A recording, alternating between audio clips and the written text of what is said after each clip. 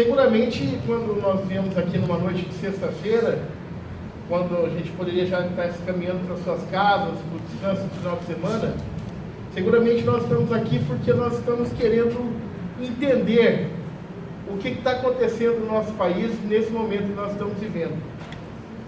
E esse entendimento passa até pela definição e pelo próprio tema da fala de nós hoje à noite. A precarização do trabalho. Eu acho que a primeira coisa que vem na mente de todos é sabermos se há mesmo uma precarização. Porque quando se tem ouvido o discurso e a retórica e as falas no sentido de que não há precarização, não há perda de direitos. Quantas vezes nós temos escutado isso? E a gente pode se colocar em dúvida e falar, será que está perdendo direitos mesmo? Será que existem direitos que estão sendo precarizados? Porque a gente vê uns dizendo que sim, outros dizendo que não. E a primeira angústia que vem à nossa mente é essa.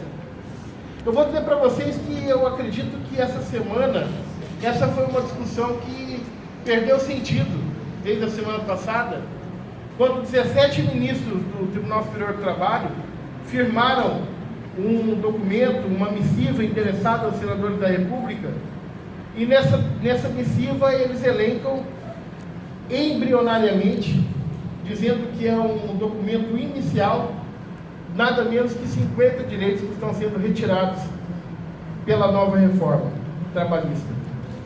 E eu imagino que isso tende a perder sentido no momento que a gente percebe que são quase 50% da Corte Trabalhista, mais de 50% da Corte Trabalhista, da mais alta Corte Trabalhista do país, formado pelo maior número de luminares da área trabalhista, testificando que a reforma não só retira direitos, como numa primeira análise ela está retirando mais de 50 direitos. E eu acredito que todos que estão aqui nessa noite se interessam por esse tema e não se resignam num discurso meramente retórico, que é o que nós esperamos, inclusive, dos nossos representantes hoje no Senado Federal. Por quê? No tempo que nós vivemos hoje, no tempo da pós-verdade, aonde a essência e a concretude dos fatos perde relevância, em detrimento daquilo que eu acredito, e o que eu acredito passa a ser a nova verdade, ou a pós-verdade. Eu vejo que todos que estão aqui estão porque não se submetem a esse novo paradigma.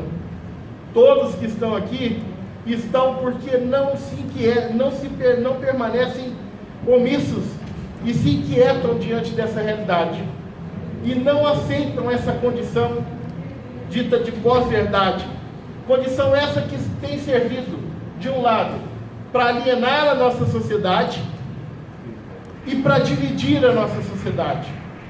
Dividir porque uns se colocam contra os outros, defendendo posições extremadas e muitas vezes ambas sem real ressonância com os fatos, sem concretude com aquilo que está sendo dito, com aquilo que está sendo vivido nesse momento do país que nós vivemos.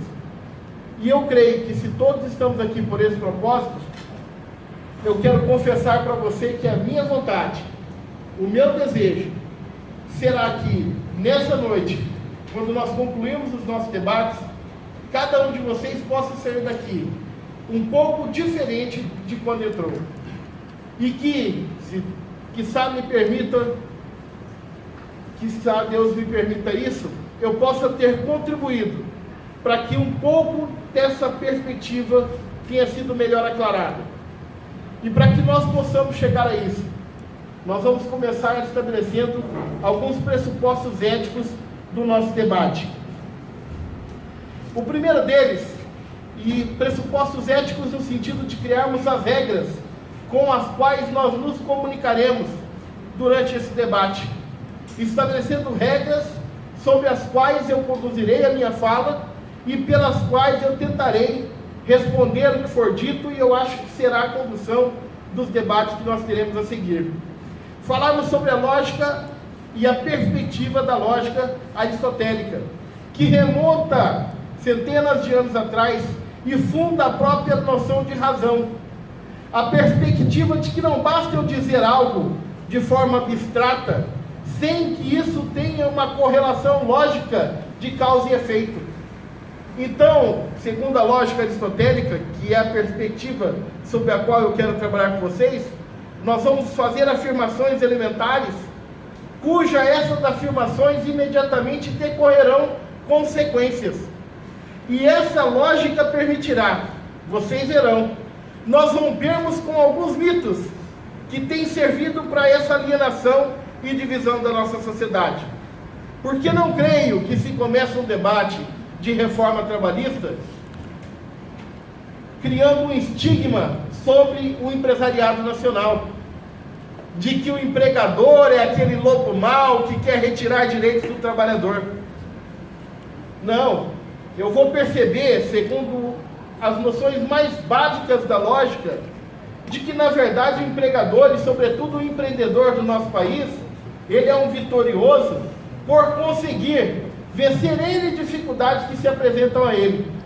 E entre essas dificuldades, muitas outras, quero crer, que não as trabalhistas. E vou além. Com essa análise lógica, nós poderemos avançar no debate sem passarmos por esse estigma, sem passarmos por essa acusação, sem adentrarmos nesse tipo de conduta que fere, que distancia e que não permite a aproximação dialética daquilo que está sendo dito. Mas vamos falar também a partir da moral kantiana, percebendo na moral aquilo que nós façamos quando ninguém vê, percebendo na condução das nossas atitudes o único pruído de fazermos o que é certo pelo que é certo fazer, de não conduzirmos as nossas ações por qualquer outro propósito, exceto pela percepção moral de que eu faço aquilo que me compete fazer, porque isso é o que há de melhor para a sociedade em que estou inserido e para atender os meus fluidos éticos enquanto seres humanos. Por isso, trabalharmos sobre a perspectiva da moral kantiana. Fazermos o que é certo pelo que é certo fazer. Escolhermos não por qualquer outro interesse inconfessável ou não republicano. Não haverá nada que oriente as nossas conclusões, exceto a nossa percepção pessoal e a crença pura na razão de que estamos fazendo o que é o correto fazer. Finalmente, sob a perspectiva da dignidade da pessoa humana, porque ainda é o artigo 1º, inciso 3º da Constituição Federal, o fundamento central, concêntrico de todo o nosso ordenamento jurídico, vinculante da interpretação das leis, mas vinculante na sua dimensão objetiva da atuação do Estado e vinculante na sua dimensão horizontal da atuação particular. Todos somos cumpridores da Constituição, então todos somos devedores da dignidade da pessoa humana. Portanto, é sobre essa perspectiva, a lógica aristotélica, a moral kantiana e, sobremodo, considerando na dignidade da pessoa humana a razão de ser, o fundamento último da existência do Estado, é que eu quero permear as minhas palavras esta noite, estabelecendo com vocês um compromisso ético de tudo que nós conduzimos em nossas relações, passarmos por esses 3 pressupostos. Terceirização, estabelecendo conceitos. Para que a gente comece a divisar conceitos, a diminuir e apagar esse grande véu que tem distanciado a nossa sociedade de um debate dialógico, dialético e conclusivo, a primeira coisa que eu quero estabelecer com vocês é uma divisão de conceitos. Quando a gente fala em terceirização, é preciso divisar ao menos 3 conceitos, e são os mais básicos, e essa é uma classificação a mais comum possível de ser feita. A gente tem que dividir o que é desconcentração produtiva. Desconcentração produtiva é um fenômeno do mundo natural. Desconcentração produtiva é um fenômeno da realidade do mundo empresarial. Tem início a partir do quarto final do século XX, por conta de N fatores que transformaram a maneira das empresas e das pessoas se relacionarem entre si. Fatores tecnológicos, a terceira revolução industrial, ou a revolução tecnológica, que tem início no quarto final do século XX. Essa revolução tecnológica aproximou as pessoas, dinamizou a forma de comunicação e passou a permitir que uma empresa consuma parte dos produtos que ela precisa para a composição do seu produto final a longas distâncias, porque ela pode produzir aqui no Brasil e ter contato com uma empresa que produz lá na China e parte da sua produção vem de lá. A desconcentração produtiva, portanto, é um fenômeno do mundo natural. Ela não se submete ou não perpassa pelo mundo jurídico. Porém, a desconcentração produtiva, de ordinário, ela acontece no campo dos produtos. É uma troca a longa distância de determinada compra e venda, de determinada parte da minha produção.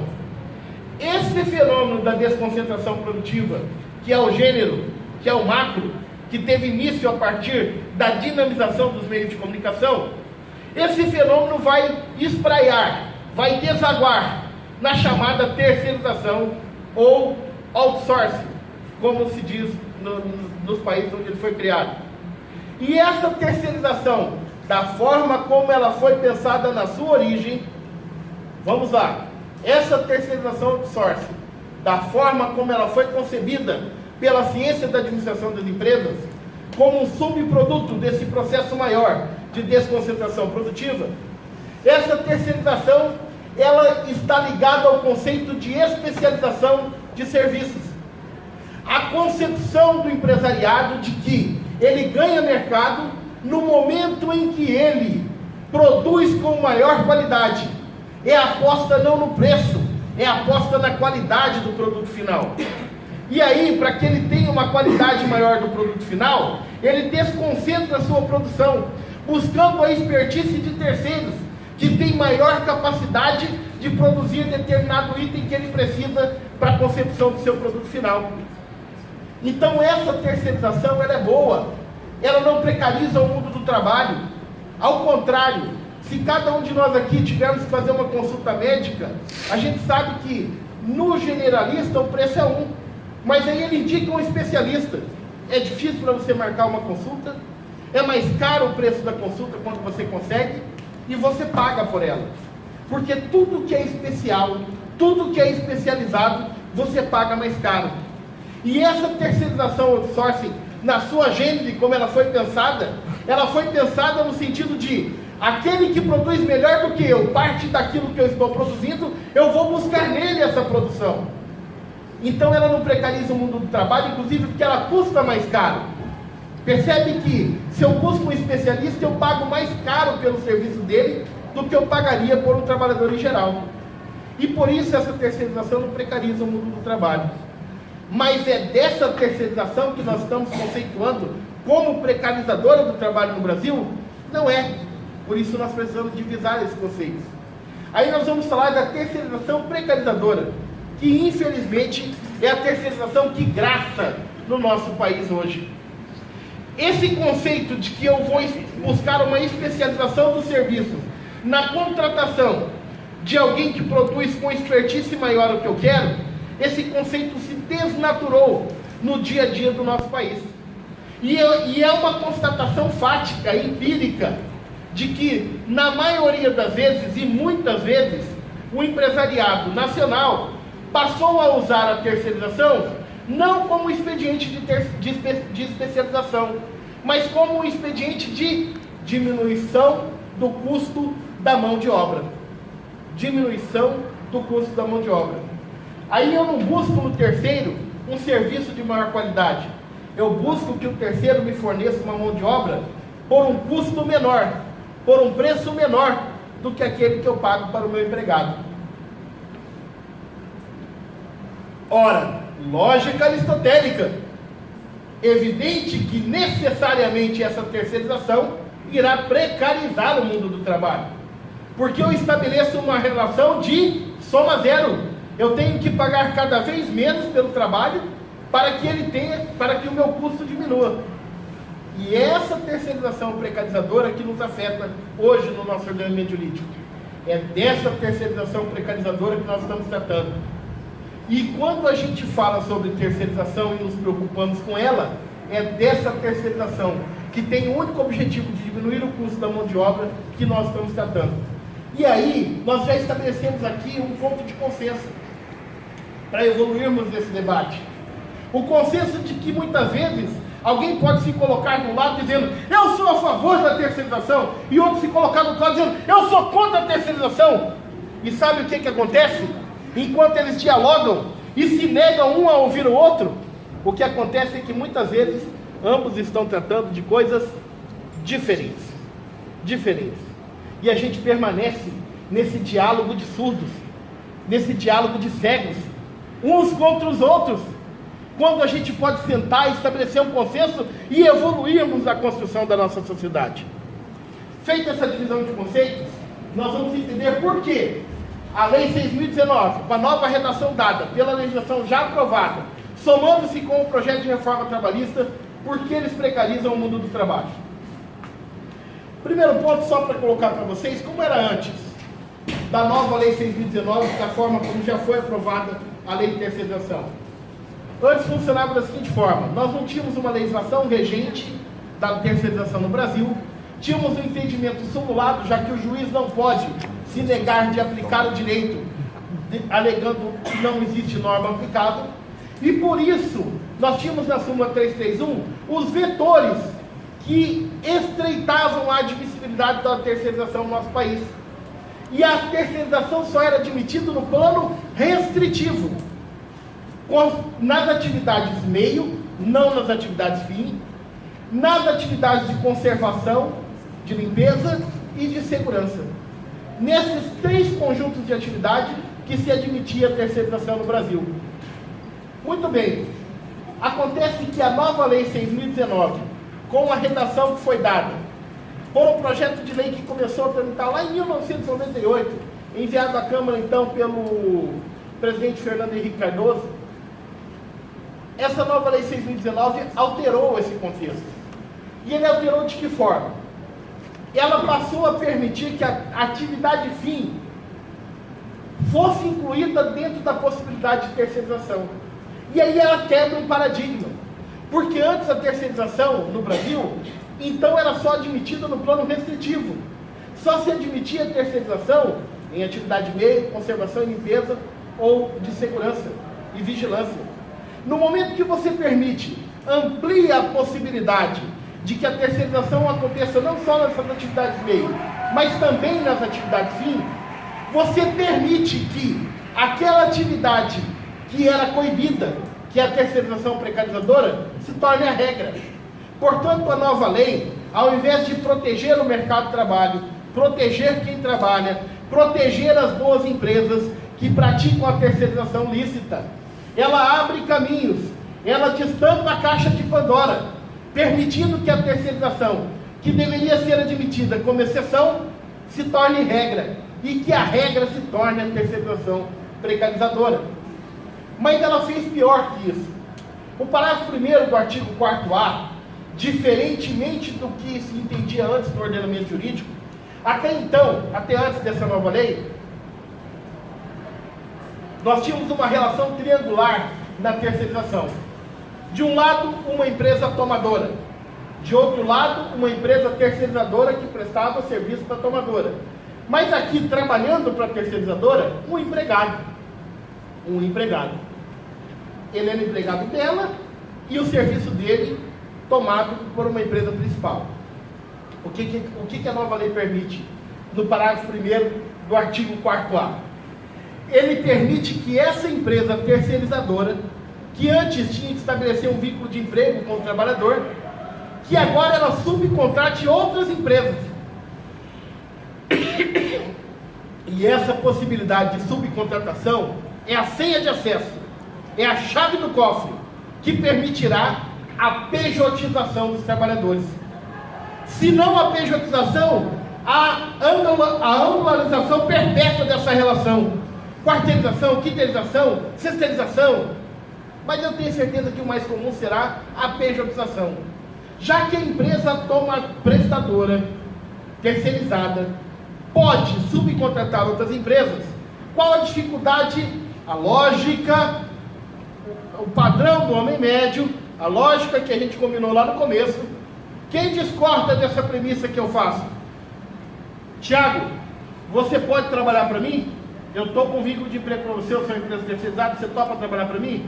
Mas Tiago, é o seguinte, está muito caro o custo do emprego e eu vou precisar que você crie uma empresa e venha trabalhar para mim na condição de pessoa jurídica, você topa? Tiago, se você não topa, sai da fila, tem 14 milhões de pessoas esperando para fazer esse contrato comigo. E aí o empresário não está sendo mal, o empresário não está sendo lobo do homem, o empresário está jogando com as regras que o mercado e a legislação lhe permitem. Se algum problema há, se alguém pode ser criticado por isso, não é o empresário que age dentro dos estreitos da legalidade. Quem tem que ser criticado por isso é o legislador que permitiu a criação dessa norma, que vulnera o nosso ordenamento jurídico. A mais, uma outra coisa que a lei que já está vigente permite, a responsabilidade limitada à figura do contratante, que é uma coisa que pouca gente tem falado porque parece tão esdrúxula, que provavelmente a interpretação dada pelos tribunais vai restringir esse alcance. Mas a main legislações, a vontade da lei é essa, limitar a responsabilidade subsidiária à figura do contratante. Acontece que quando você tem a quarteirização, a quiterização, o contratante não é a tomadora principal, o contratante é terceirizada.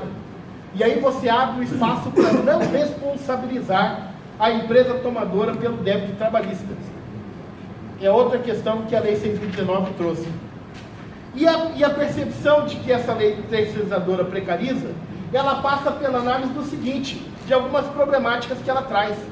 Primeira problemática, a terceirização ampla e restrita, ela quebra um paradigma humano, ela quebra uma percepção antropológica de que o homem é senhor de si, de que o homem é senhor da sua vontade e da sua força de trabalho. Ela amesquinha a condição humana no momento em que ela subordina o homem, não mais a sua vontade, as suas escolhas. Ela coloca o homem na condição de produto. O homem que deve ser visto pelo ordenamento jurídico como um sujeito de direito, na condição de terceirizado, ele se torna um objeto, porque ele é o produto entregue pela empresa terceirizadora. Então isso é um problema do ponto de vista antropológico seríssimo, que essa terceirização ampla e restrita permite. Além disso, desde 1967, o decreto 200 já admitia a terceirização nas atividades públicas, mas essa terceirização era restrita porque só se admitia em atividades de meio, conservação e limpeza. O artigo 10 do decreto 267. Inclusive, a lei de responsabilidade fiscal, no artigo 18, parágrafo 1º, já recomenda que o ente público terceirize parte dessas suas atividades. E isso era restrito porque a própria admissibilidade da terceirização em todo e qualquer caso era de ordem restrita. Agora não. Como vai se admitir a terceirização em toda e qualquer atividade, o que a gente pode antever? O que é a lógica do que ordinariamente acontece?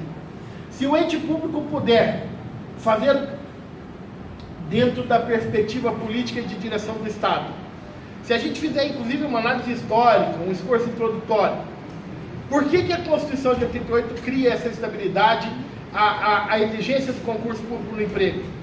Para acabar com aquele regime de clientelismo político no acesso ao cargo público. E agora, com a terceirização ampla e restrita no âmbito público, qual a dificuldade que eu tenho de imaginar que alguns dirigentes políticos vão tomar o poder e vão entrar lá e vão, não, peraí, eu vou contratar a empresa terceirizada aqui. Qual a empresa terceirizada?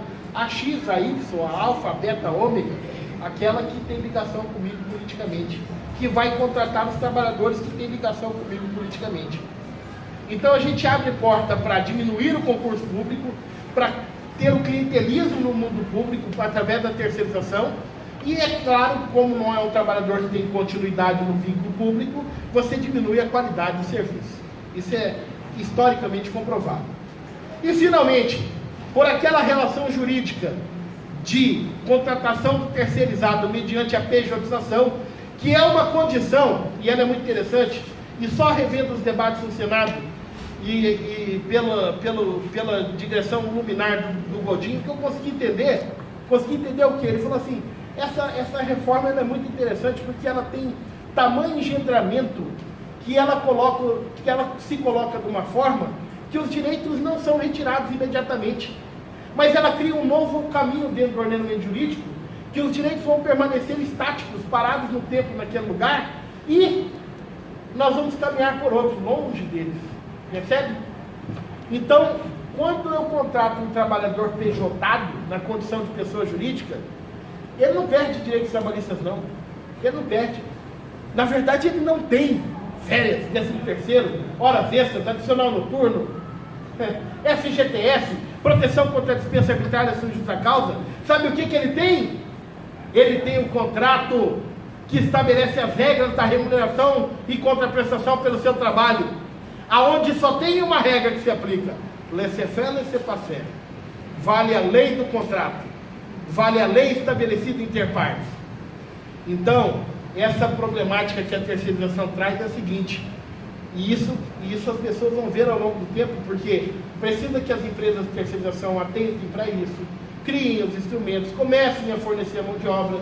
Então demora um tempo de maturação dos fatos dentro da relação sucessiva trabalhista, mas ela virá. A lógica nos diz que ela virá. A razão do que ordinariamente acontece nos diz que ela virá. E virá nesse sentido, de trabalhadores trabalhando sem nenhum direito trabalhista, exceto a contraprestação pela sua remuneração. E colocando fim a essa figura construída historicamente ao longo do tempo do emprego. Porque o emprego é, no mundo do trabalho, o principal instrumento jurídico de proteção de quem trabalha e a principal garantia da distributividade na relação capital e trabalho. Porque quem trabalha sob o vínculo de emprego tem assegurado para si a contrapartida necessária de que a cada 12 meses ele tem 30 dias para descansar, de que a cada 12 meses de trabalho ele tem um 13º salário no final do ano.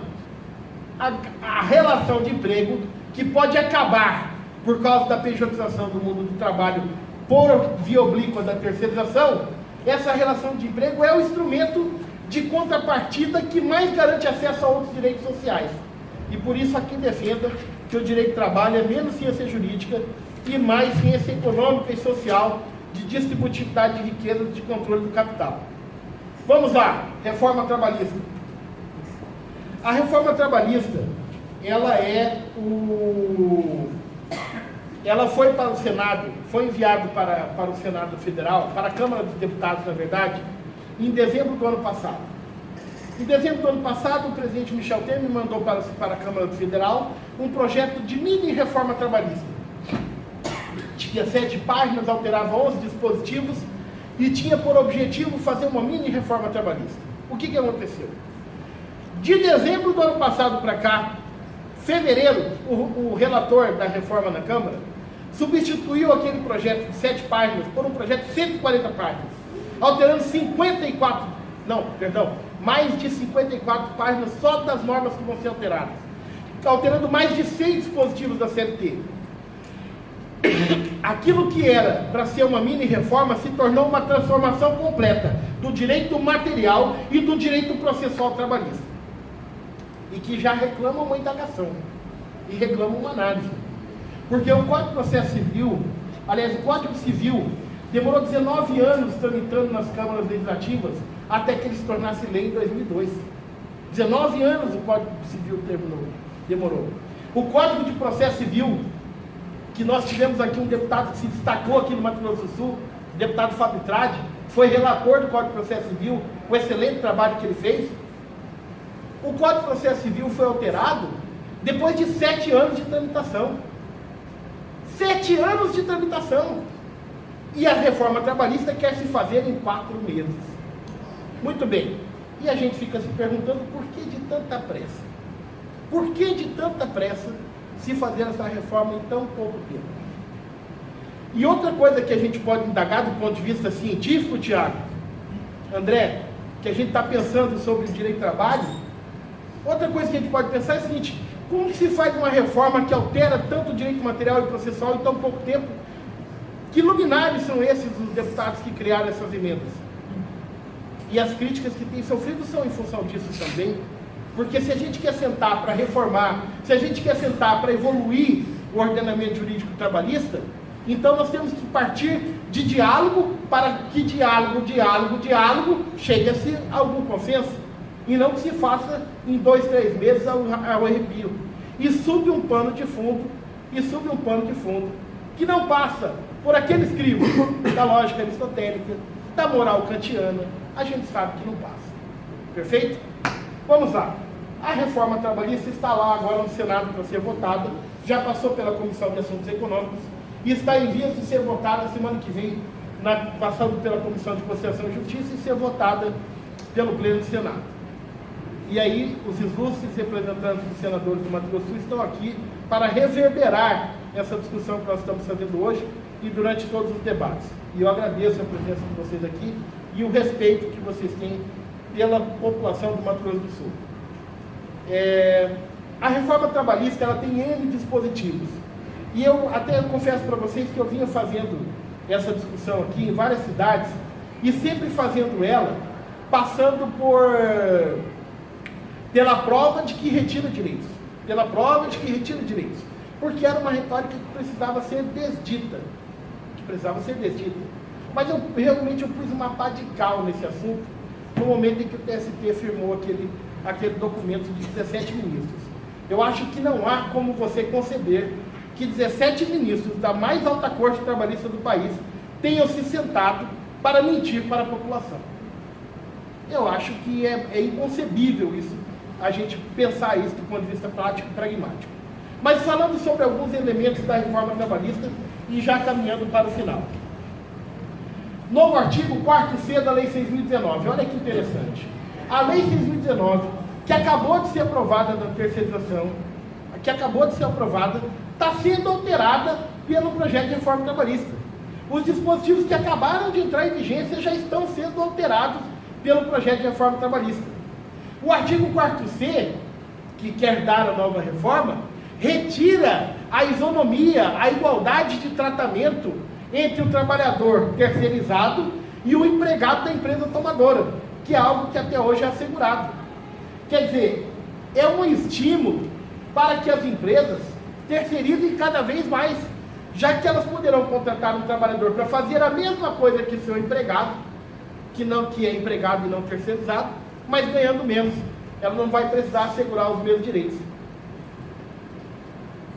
Eu não coloquei ali, mas o projeto também altera o artigo 4º-A da Lei 6.019, que permite a terceirização das atividades fim. Por quê? Porque já se levanta no ordenamento jurídico trabalhista os luminares, os pensadores, como a doutora Rafaela, como o doutor André e tantos outros aqui do Mato Grosso do Sul que já estão levantando essa questão, e juízes do trabalho, e desembargadores, e ministros, defendendo uma interpretação hermética, fechada da lei, para dizer numa análise sistemática restritiva que o artigo 4º-A não permite a terceirização na atividade civil. Quer dizer, embora seja essa confessada e declarada em legislações, a vontade do legislador, o hermeneuta que está se colocando no processo já está se colocando do ponto de vista de restringir esse alcance. E aí o que vem a reforma fazer? Alterar para dizer ipsis literis que aplica a terceirização na atividade fim. Ok? Que vai trazer todo aquele prejuízo e aquela situação que nós já vimos aqui, sob o ponto de vista lógico e moral, que nós vimos aqui no começo da fala. Muito bem, horas itinerárias. Acaba com as horas itinerárias. As horas itinerárias são aquelas horas de percurso que o trabalhador que vai trabalhar numa empresa que está instalada em local de difícil acesso e não servido por transporte público, o tempo de despendido do transporte até a empresa é remunerado como hora de trabalho. O novo parágrafo 2º do artigo 58 extingue esse direito de horas itinerárias e subverte uma lógica do mundo empresarial. Porque uma empresa só se instala, não na urbe, não no burgo, Uma empresa só se instala no campo porque ela vai desenvolver uma atividade extremamente lucrativa. Porque ela sabe que, estando instalado num local de difícil acesso, não servido por transporte público, o insumo que ela comprar para a sua produção, ela vai pagar mais caro. A tecnologia que ela comprar para implementar na sua empresa, ela vai pagar mais caro. Aquela mão de obra, aquele combustível para levar e para trazer, ela vai pagar mais caro. E agora, com o projeto de reforma trabalhista, a única coisa que não tem valor, que não tem custo para o empresário que fica instalado em difícil acesso, é a mão de obra humana. Essa não vai ter custo algum. Essa não tem valor. Independente se a pessoa está perdendo 2 horas para ir, 2 horas para voltar, o tempo que ela perde com a sua família, com seus filhos, com a sua esposa, com o lazer, com a atividade religiosa, isso não tem remuneração. Banco de horas individual, a permissibilidade de que até 2 horas sejam contratados enquanto banco de horas, sem a necessidade de previsão de instrumento coletivo, sem a necessidade de que o sindicato intervenha nessa relação. Isso aqui, do ponto de vista prático, é o fim das horas extras, porque normalmente o trabalhador trabalha em horas extras 1 a 2 horas por dia. Se essas 1 a 2 horas não vão ser pagas, vão para o banco, é como se estivesse acabando com essas 2 horas. O teletrabalho insuscetível de controle. Quem trabalhar em casa, no computador ou por meio telemático, não está submetido ao controle de jornada. Isso aqui é uma subversão do mundo natural e da tecnologia. Porque, na verdade, o fundamento de eximir alguém do controle de jornada está na razão empírica, fática, constatada da pessoa desenvolver um trabalho que é insuscetível de controlar onde ele está, no horário que ele está. Do ponto de vista histórico, a gente percebia isso nos vendedores externos. Mas hoje em dia, com a tecnologia, a pessoa que trabalha com computador tem muito mais controlado a sua jornada do que o que não usa o computador. Porque o computador tem o NIT lá, da hora que ele entra, da hora que ele sai, o que ele fez. E mesmo tendo todas essas formas reais de controle, o que acontece? Agora, pela lei, ele não vai ter submetido a controle de jornada, receber horas extras e tudo mais. E isso é interessante porque é a ficção jurídica se contrapondo à realidade. Trabalho intermitente, a figura do trabalhador que será contratado para trabalhar algumas horas e vai receber só pelas horas efetivamente prestadas. Muito bem. Primeiro que isso quebra um princípio que foi o adotado pelo ordenamento jurídico trabalhista desde 1943, que considera como tempo de trabalho não as horas efetivamente prestadas, mas o tempo à disposição do empregador. O trabalho intermitente quebra com essa regra. Mas aí o pessoal falou assim, não, mas é importante para regular a relação do garçom, do trabalhador de final de semana. Muito bem, só que é o seguinte, o trabalho intermitente vincula a remuneração desses trabalhadores, dos diaristas, ao salário mínimo hora. O salário mínimo hora no Brasil é R$ 4,56. Se você projetar sobre ele as parcelas salariais necessárias, férias, 13º e FGTS, ele vai para R$ 5,16. R$ 5,16. Uma diarista hoje, que faz serviço na sua casa, trabalha de 6 a 8 horas no dia. Ela não ganha menos que R$ 120. Com a regulação do trabalho intermitente, a sua vinculação ao pagamento do salário mínimo hora, sabe quanto vai custar essa jornada de trabalho para ela? Sabe qual vai ser o preço dessa jornada? R$ 32 aproximadamente, conforme as horas que ela trabalhar. Então, se coloca uma coisa como se vai ser bom para regular a vida desses que trabalham diária e vai imediatamente provocar uma redução do ganho dessas pessoas. É a lógica que nós combinamos lá no começo. É a lógica. Intervalo intra-jornada. Opa, eu não mudei.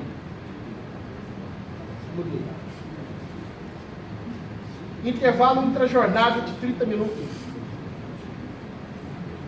Terminei o trabalho intermitente. Vamos lá. Gestante, lactante, trabalho insalubre. Hoje, como que funciona?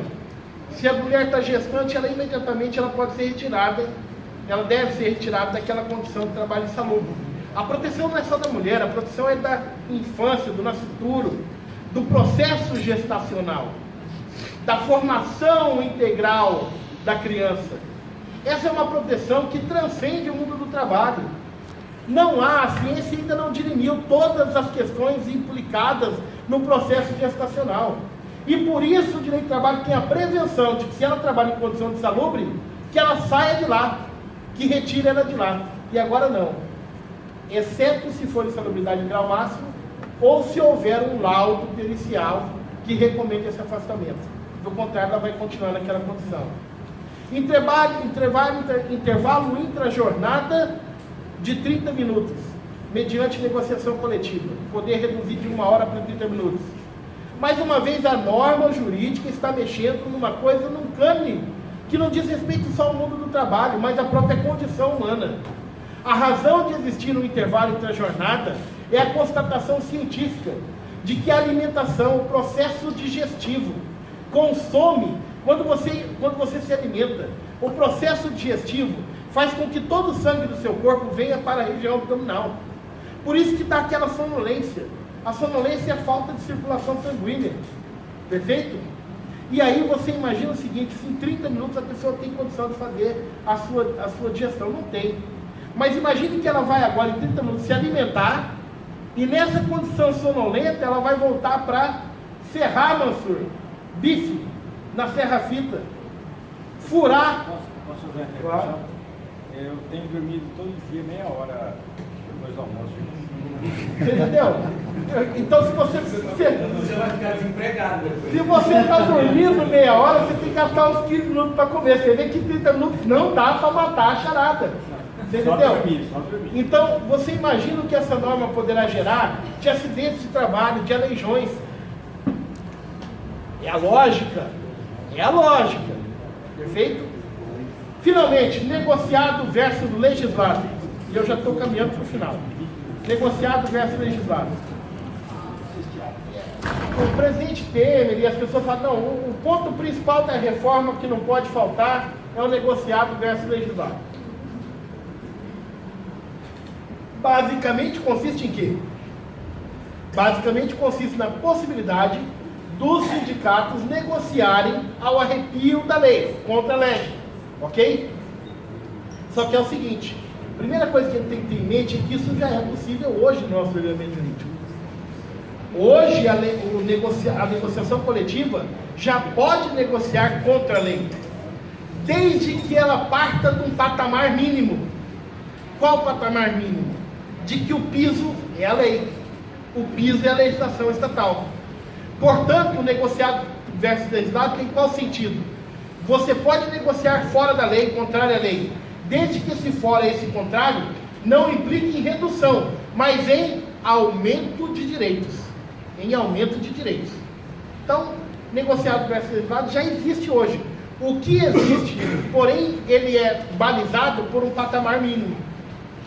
E, todavia, portanto, essa afirmação, temos que prestigiar o negociado versus legislado, na verdade é um pano de fundo. Porque a ela subjaz uma outra fala. Temos que criar um instrumento que permita que o sindicato negocie abaixo, retirando direitos dos trabalhadores. Isso é o que subjaz a essa retórica. É a lógica. Só que é o seguinte, e aí tem um problema que é próprio do nosso país. Ah não, mas na França vale negociado versus legislado, na Alemanha vale, nos Estados Unidos vale, Mansur. Mas você que vai sempre lá, Mansur, você sabe que lá o sindicato não tem unicidade sindical. Porque funciona assim, gente. Se a gente quer importar um instituto, a gente não pode importar só as meias e a cueca. A gente tem que trazer toda a vestimenta. E aí vão criar a situação esdrúxula. Não, o Trump não. Deixa lá. Já deu o Bolsonaro, né? Já tem o Bolsonaro. Agora observa o seguinte. Olha a situação esdrúxula que vai se criar. Até hoje funcionou o ordenamento jurídico com a possibilidade dos sindicatos não redargirem direitos. Por quê? Porque existe no nosso ordenamento jurídico não a liberdade sindical, mas a liberdade sindical mitigada. Porque nós temos o sistema da unicidade sindical, a filiação sindical obrigatória, a representatividade sindical obrigatória e a legitimidade sindical ampla. Esses três institutos significam o quê? O sindicato pode negociar em seu nome, mesmo que você não seja filiado. O sindicato pode, negociando em seu nome, mesmo que não seja filiado, retirar direitos? Até hoje não. Mas com a reforma pode. Então aí você cria um sistema esdrúxulo em que ele tem ampla legitimidade, inclusive para negociar retirando direitos dos trabalhadores, mas você não pode se contrapor a isso, porque ele negocia a revelia da sua participação. Mas eu não sou filiado, mas vai te alcançar aquela norma que foi negociada. E na França, na Alemanha, nos Estados Unidos, Mansur, nós já discutimos sobre isso. Lá não. Se eu não gosto do sindicato, eu posso me filiar a outro. E aí eu crio um processo natural, que naturalmente, ó a mão invisível da Adam Smith, naturalmente corrige o mercado. Porque se tem um sindicato que está negociando contra os meus direitos, o que eu faço? Eu saio dele e vou para outro. E o trabalhador brasileiro não vai ter essa opção. Não vai ter essa opção. Ele vai ficar preso a um sindicato que não representa muitas vezes e ele não vai ter como se contrapor a isso. Então, na verdade, e isso é uma questão epistemológica, é inconcebível você imaginar uma reforma trabalhista tão ampla antes de ter uma reforma do sistema sindical brasileiro. Porque hoje nós temos sindicatos maravilhosos, representativos, que têm consciência da sua dimensão social, mas nós também temos sindicatos que não são esse exemplo. Então precisa se reformar o sistema sim, para que o sistema passe a ter entidades que efetivamente, substancialmente, representem os trabalhadores. E dando liberdade para que o trabalhador escolha quem melhor representa os seus direitos. Se você não cria essas amarras, você cria aí sim um ambiente propício para ampla negociação coletiva. Não é o que querem fazer. E aí, eu poderia ficar falando horas aqui sobre essas questões, porque são, como dizem os ministros do TST, mais de 50 pontos, embrionariamente falando, eles não se detiveram a tudo, né? Eu gostaria de já caminhando para o final, não encerrar sem deixar para vocês algumas análises que eu creio como relevantes. Primeiro, levantar alguns paradoxos da reforma trabalhista. Paradoxo por quê? Porque é contraditório, porque é mitológico, porque diz uma coisa e caminha para outra, porque ofende a moral e a lógica que nós combinamos lá no começo.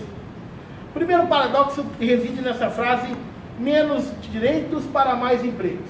Precisamos reformar o sistema, porque com menos direitos nós teremos mais empregos. Primeiro ponto, numa análise empírica muito rápida, nós lembramos que em 2014, foi você que me lembrou disso, em 2014 nós vivíamos no nosso ordenamento o pleno emprego, a figura do pleno emprego. Mas tudo bem, as regras trabalhistas eram essas, não tinha que reformar naquela época? E a lógica? E a lógica? Vamos em frente. Outra questão, uma análise muito simples, Dr. Diego. Você tem na sua empresa 10 trabalhadores que produzem para você 10 toneladas do seu produto que você entrega no mercado. Agora, com a terceirização, com a reforma trabalhista, o custo dessa mão de obra vai cair. Vai cair 20% do que você gasta hoje. Perfeito? E aí, como caiu, você contrata mais 2 trabalhadores? Mais 2 trabalhadores para produzir a mesma coisa? É assim que você faz na sua casa? É assim que você conduz a sua vida? Ah, porque está barato, eu contrato mais gente para não fazer nada. Não. Se não há aumento da produção, se não há aumento da demanda por produção, você não contrata ninguém. Você não contrata ninguém. Aí nós já entramos no segundo paradoxo dessa reforma trabalhista. Meus amigos, mais de quase 90% dos postos de emprego no Brasil são do setor, vem de pequenas, médias e microempresas e do setor de serviços, da mão de obra assalariada do Brasil. E sabe o que pequenas, médias, microempresas e setor de serviço atende? Sabe para qual país eles vendem os seus produtos e serviços? Para qual, Dr. Cristian? Eu acho que é um só, chamado Brasil. Brasil. E nós somos, na sua maioria aqui, nós somos advogados. E a gente sabe o que é você, no mês não ganhar nada, no outro mês você dá uma tacada, e assim vai levando a vida, né? Tem um mês que você acumula e agora eu vou fazer uma reserva para os próximos anos, para os próximos meses. No caso do Mansur, para as próximas gerações. Não é verdade?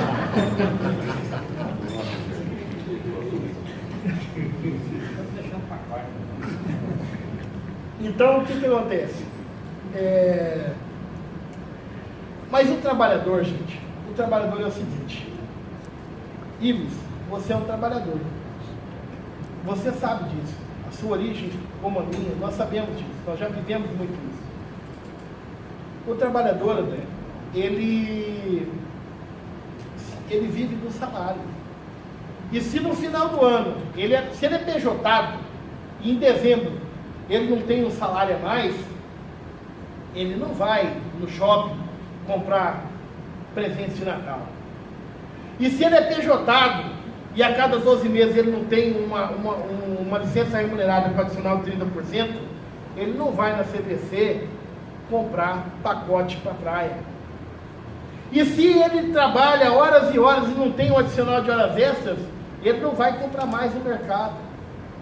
E essa é a questão, e é o grande paradoxo dessa reforma trabalhista e terceirizadora.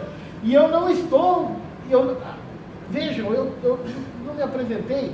Eu sou professor na área trabalhista da Universidade Estadual, eu sou advogado há 17 anos nessa área, e verdadeiramente eu me contraponho a isso porque isso é ruim para o nosso país. Isso não é ruim para o trabalhador, isso é ruim para todo mundo. O empresariado hoje, o micro, pequeno e médio emprego, quando passada dessas reformas, estará tirando dinheiro desse mercado que consome no interior do nosso país. E sabe quem é que vai sentir a diminuição do dinheiro que circula na classe trabalhadora? A pequena, a micro, a média empresa e o prestador de serviço. Gente, olha, me constrange a gente não ter a percepção de que nós estamos fazendo uma reforma sob o paradigma de avançar e vai retroceder o nosso país do ponto de vista econômico. Ah, mas tem gente que ganha? Tem, é verdade. Uma classe produtiva do Brasil ganha. A classe que produz no mercado internacional, os exportadores. Porque eles ganham escala no seu produto. Porque diminui o custo da mão de obra interna, eles vendem um produto mais barato, eles têm maior competitividade internacional.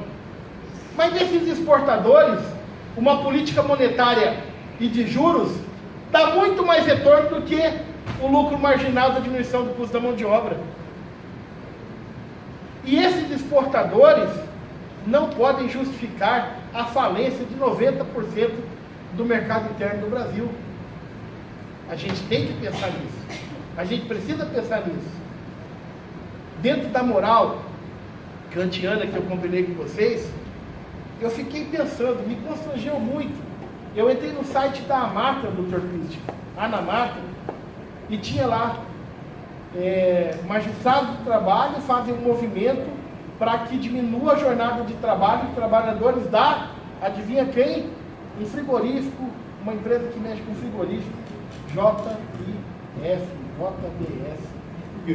né? Tá lá, é uma campanha, né? E agora vai permitir que aumente a jornada mais 2 horas, compensando não sei o quê. Gente, olha, eu respeito que o empresariado queira defender os seus próprios interesses. O que a gente tem que pensar enquanto nação é o que nós queremos para o nosso futuro.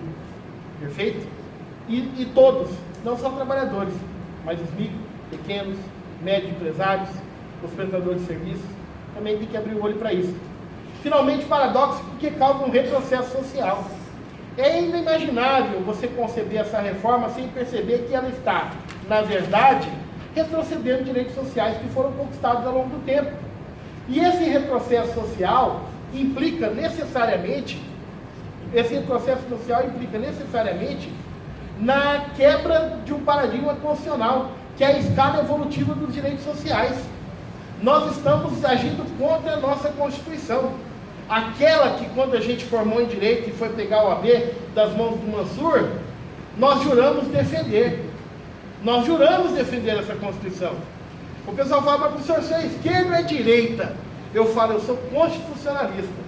E eu defenderei a Constituição que está aí, enquanto ela aí estiver. Respeito mais aqueles que dizem que querem fazer uma nova Constituição, porque tem legitimidade do que querem fazer. Combina com a população. Convoca uma Constituinte, revoga essa Constituição cidadã, programática, social e coloca uma Constituição sintética. Eu prometo que eu vou jurar defendê-la tanto quanto eu defendo a que existe hoje. Mas tem que fazer o processo. Não pode vir goela abaixo e paradoxalmente impondo isso à sociedade. Finalmente, outros paradoxos. Isso é uma... Eu queria muito que levassem essa fala para os nossos representantes. Haverá um desequilíbrio político e ideológico do Brasil a curto e médio prazo. Porque funciona assim, você pode enganar, Abraham Lincoln, né? Você pode enganar uma pessoa há muito tempo, algumas pessoas há muito tempo, mas não pode enganar todo mundo o tempo todo. Isso é lógico. Isso é lógico. E aí, meus queridos, a história é pródiga em mostrar que muitas vezes não vale a pena você criar pano de fundo para criar um expediente. Porque nenhum marketing é mais forte do que o produto. E nenhum marketing consegue esconder a desmesura de um mau produto. E chegará um momento que aquele trabalhador pejotizado, André, quando ele se der conta de que ele não tem férias, ele não tem 13º, ele não tem hora extra, quando ele se der conta disso, André, vai ter um desequilíbrio político-ideológico no Brasil. E nós caminhamos, a partir do ano que vem, se aprovadas essas reformas, quando começarem a ser as empresas terceirizadoras se organizarem, as empresas tomadoras começarem a perceber que dá para trocar a mão de obra, nós caminhamos para ter uma eleição com eleição de políticos só de um lado ideológico. Porque aqueles que hoje estão dizendo que é bom para o trabalhador o que vai acontecer, quando a lógica se colocar do ponto de vista prático, todo mundo vai perceber isso. E é isso que nós queremos no nosso país. Precisa que fazer isso, criar uma lista de proscritos politicamente, os que aprovaram a reforma. A gente precisa conceber, me constrange ver José Pastore, aqueles catedráticos, arquetipos sabe, defendendo umas reformas que querem retroceder o nosso ordenamento jurídico para 1800, para a época da Revolução Industrial. Esse é o modelo de modernidade que eles querem, poder retroceder o ordenamento jurídico. E aí o que acontece? Quando o que é moderno hoje é pensar num trabalhador valorizado, numa empresa consciente, que cumpre as suas questões ambientais, as suas questões sociais, sem contar que estabelece uma relação conflituosa com a própria justiça do trabalho. Porque no momento em que você passa a colocar uma legislação que contradiz todos os cânones principais da ciência, princípio da proteção, dignidade da pessoa humana, vedação do processo social, valor social do trabalho, justiça social, quando você coloca uma reforma que se contrapõe a tudo isso, José Afonso da Silva, noção clássica do direito, não é direito de trabalho, não, do direito constitucional. Violar um princípio é muito mais grave que violar uma norma. É contumélio irremissível contra o arcabouço da ciência. E vai ser combatida por advogados, por juízes. E aí a segurança jurídica, que é o que se pretende atingir com a reforma, na verdade vai gerar uma insegurança jurídica com a maioria das empresas. Porque vai ter juiz decidido de um jeito, juiz decidido de outro, processo terminando de um jeito, processo terminando de outro. Tende a ser muito pior. Numa luta institucional de justiça do trabalho contra instituições que representam empresas, e quem vai vencer essa disputa? Precisa ter essa disputa? Para concluir, eu queria deixar para vocês algumas provocações, de que talvez a gente possa fazer desse momento conflituoso um momento de catarse para a reconstrução nacional. Porque quem sabe antes de aprovarmos reformas que retiram direitos dos trabalhadores confessadamente, deslavadamente, Quem sabe antes, se todos nós nos unirmos para enfrentar de vez a questão do excesso de tributação, será que o empresário precisa tirar direito do trabalhador ou precisa de uma carga tributária mais justa, menos regressiva, repressiva? Será que a gente precisa, o empresário precisa tirar direito do trabalhador ou precisa que o Brasil enfrente de vez as suas questões logísticas, de despesa, de transporte, de escoamento de produção? Será que a gente precisa que retire o direito do trabalhador ou precisa de um controle do sistema financeiro, que o empresário tenha juros em condições que permita ele destacar a produção? Será que a gente precisa reformar direitos trabalhistas e tirar direitos dos trabalhadores? Ou precisa de uma reconstrução nacional contra a corrupção e aquilo que é a prevalência não do empresário mais capaz, mas do empresário que tem controle e relação com o Estado? Será que a gente precisa finalmente retirar direitos dos trabalhadores? Ou finalmente pensarmos como um pacto nacional, investir na formação educacional do nosso país, na formação das nossas crianças, para que aí sim nós possamos construir empresas disruptivas, produtoras não de commodities, mas de tecnologias que possam verdadeiramente colocar o Brasil na trilha do crescimento econômico sustentável e não só como um chão de fábrica para servir de trabalho para as empresas internacionais. Essa provocação eu queria deixar para vocês.